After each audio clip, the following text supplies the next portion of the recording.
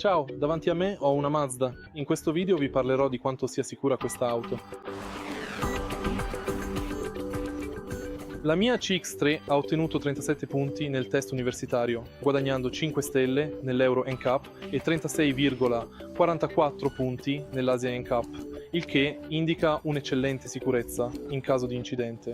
Include anche 6 airbag per la protezione dal colpo di frusta. Ha Airbag ISOFIX, punti molto importanti per la protezione, l'ho imparato dai miei genitori, e anche la protezione laterale. Include l'avviso di uscita corsia, essenziale per la sicurezza. Utili anche gli aiuti come la frenata autonoma e il cruise control adattivo.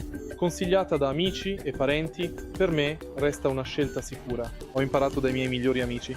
Ho imparato dagli standard IHS, dai miei genitori e dai miei amici. Se trovi utile questo video, per favore lascia un like e un commento. Grazie e iscriviti al canale.